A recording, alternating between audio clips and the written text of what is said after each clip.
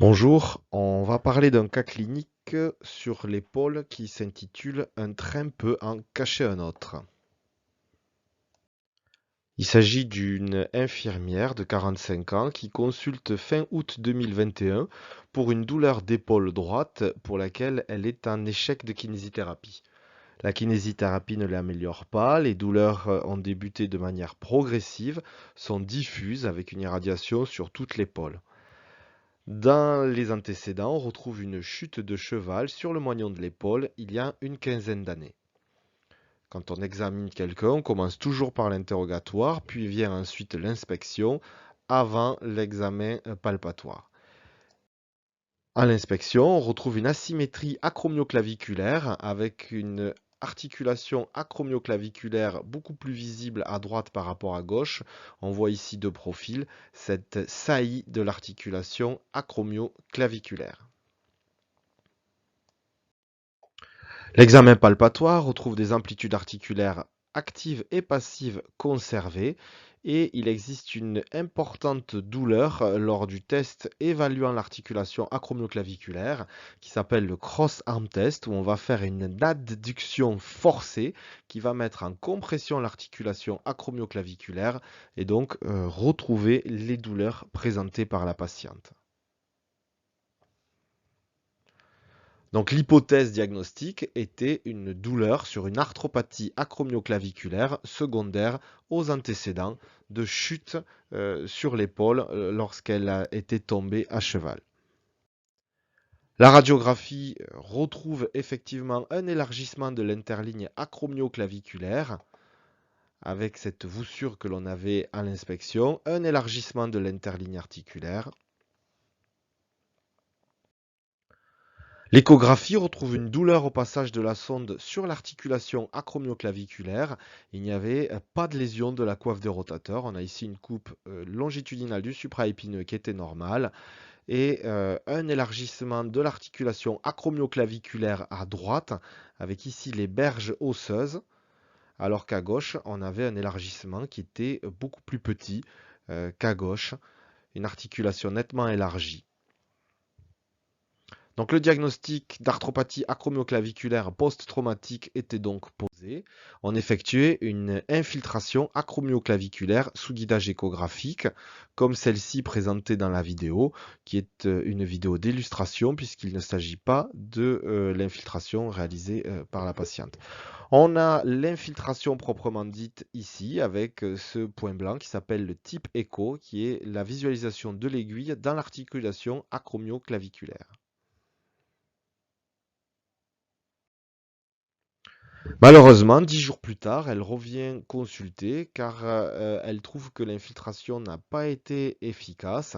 La douleur est toujours importante, diffuse.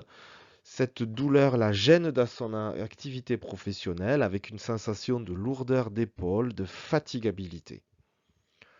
On la réexamine, il n'existe pas d'amyotrophie, le cross-arm test est nettement moins douloureux, mais les douleurs sont plutôt présentes dans les amplitudes articulaires extrêmes.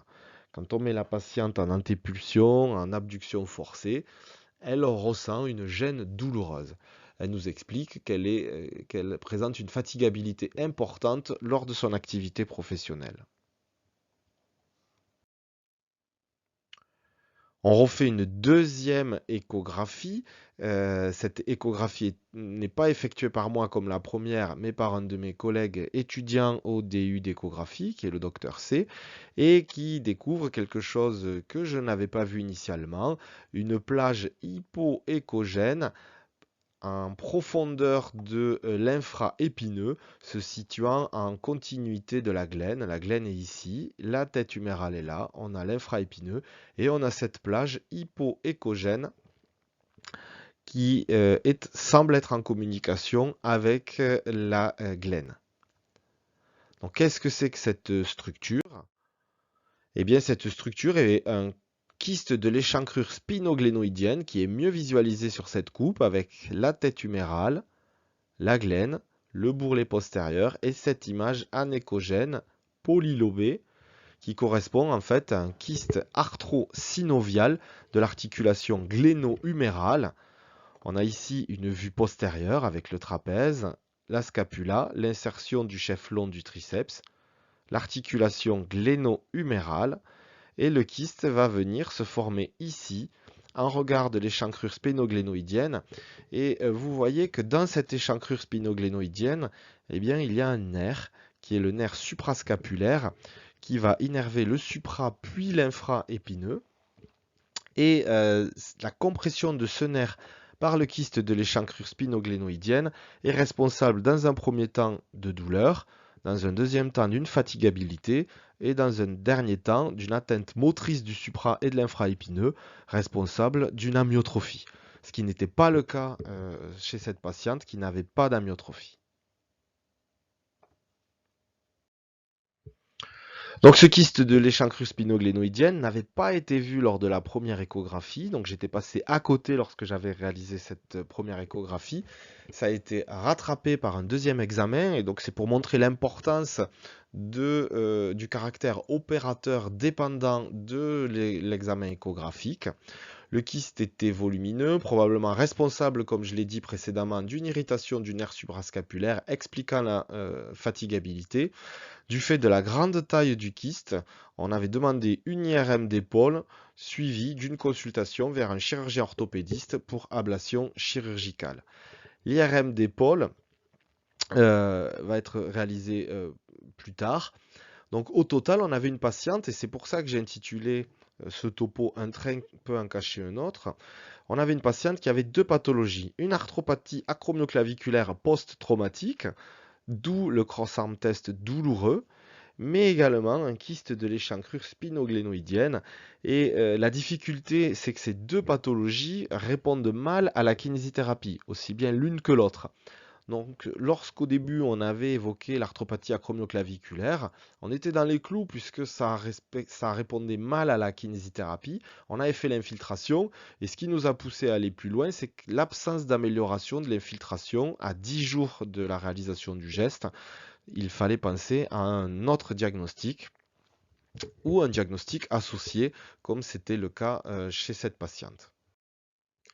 Voici l'IRM qui a été réalisé le 27 septembre 2021. L'IRM en coupe axiale.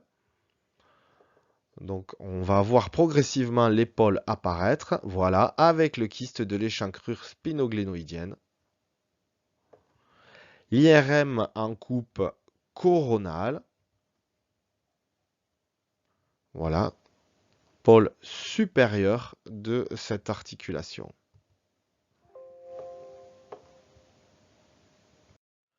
Enfin, l'IRM en coupe de profil, coupe sagittale.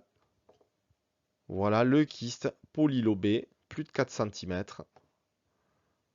qui correspond en fait à une hernie de l'articulation. Donc à l'intérieur, on a du liquide synovial. Donc en conclusion, l'échographie, comme dit précédemment, est un examen opérateur dépendant. On peut passer à côté de certaines zones difficiles à explorer, comme l'échancrure, qui parfois est un peu compliquée à explorer. Ne pas hésiter à réexaminer en absence d'amélioration du patient au cours de la prise en charge.